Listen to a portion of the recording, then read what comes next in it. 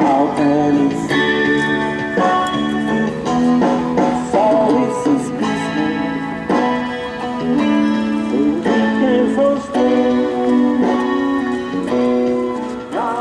Интересувате ли се как са в личен план тези хора?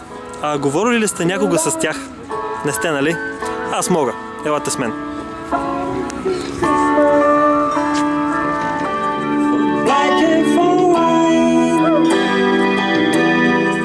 Здрасти! Здравей! Аз съм Ники. Аз съм Васко. Приятно е, Васе. Как си ти? Тук свира, така, чат-пат свираме с други колеги. Общо взето с това се занимавам. Уличен музикант ставах на стари години. Така. Как си в личен план? Като целият български народ. Бориме се. Гледаме да оцелеме по някакъв начин. Какво имаш със себе си? Китара? Китара и дръм машина. С малко уредба. На батерии карам. Така. От колко време свириш? От 76-та година.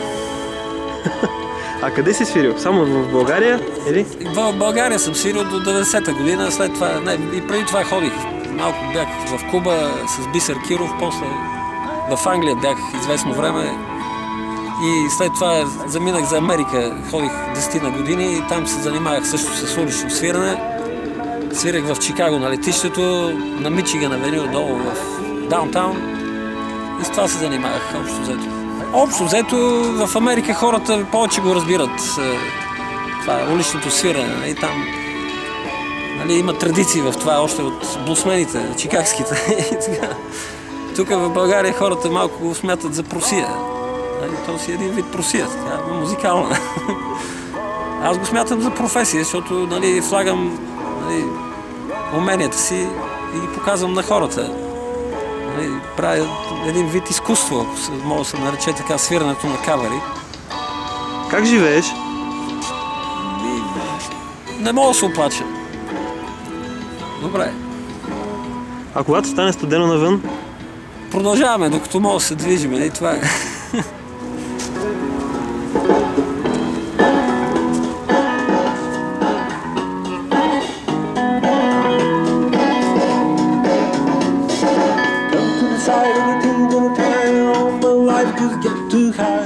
А я ми кажи, изкарват ли се пари от твоята професия?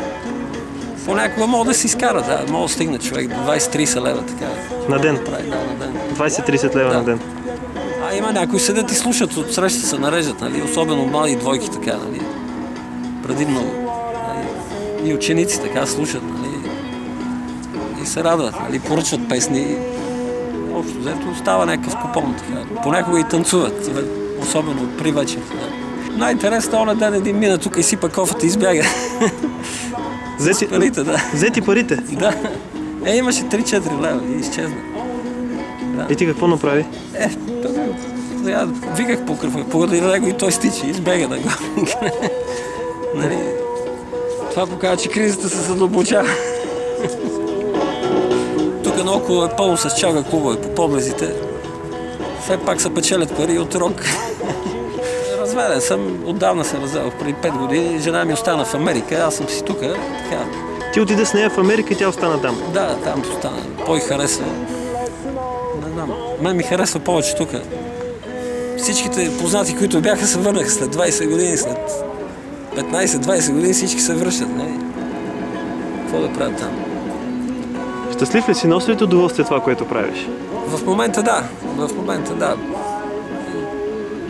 Като виждам, че доставям удоволствие на хората, това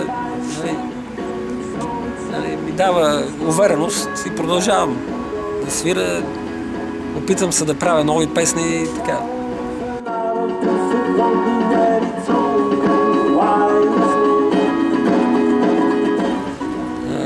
Как беше в Куба? В Куба бях доста млад и беше най-големия купон през живота там. Бях с оркестъра на Бисер Киров и имам прекрасни спомени там, особено от кубинките.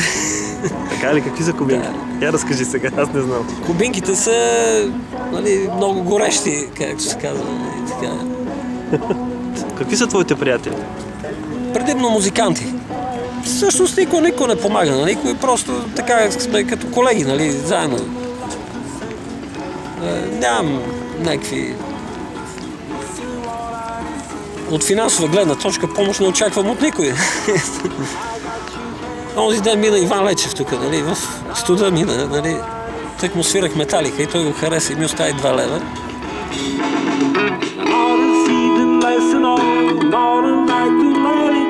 На времето, като кажат хората честна дума, нали, бизнесмени си стискат ръцете, това е само по филмите. Нали, и там е пълно с измамници и така, като навсякъде.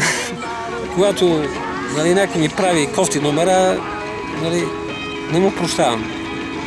От време време ходя в тези новите киносалони, в моловете ходя. На театъра си признай, отдавна не съм ходил. А имаш ли си дружка или си самотен? Имам една, вече може да се каже, бивша приятелка. Обикновено всички стават бивши. Защо така? Обикновено така се случва. Човек походи, па се разделят. Липсва ли те любов? Не. Понякога любовта ангажира много, нали? Особено в днешно време. Финансово трябва да си добре. Тази Коледа как ще я посрещнеш? Какво си пожелаваш?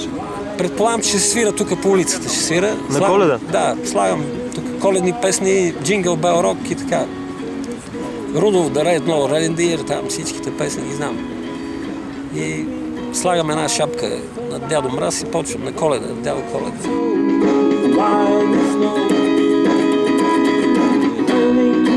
Изкарвате се пари на Коледа повече, отколкото останалите дни?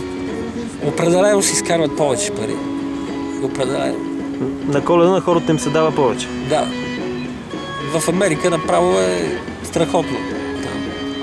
Стигали сме до $250 на час.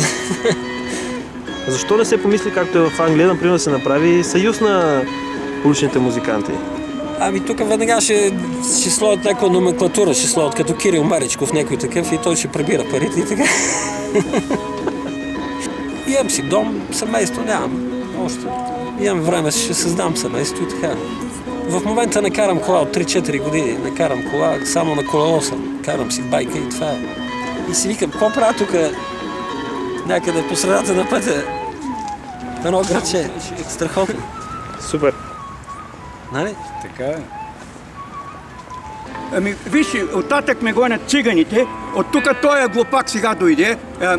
Не идва на време. Аз съм дошъл по-рано. Тук имам разрешение от Герджиков, защото не мога да ходя и много ходя по малка нужда, понеже ми простата жъза.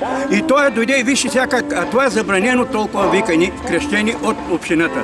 Гледай го, той сега дойде на Рочо, млад човек, и му викам да го намали малко, а той не го намалява.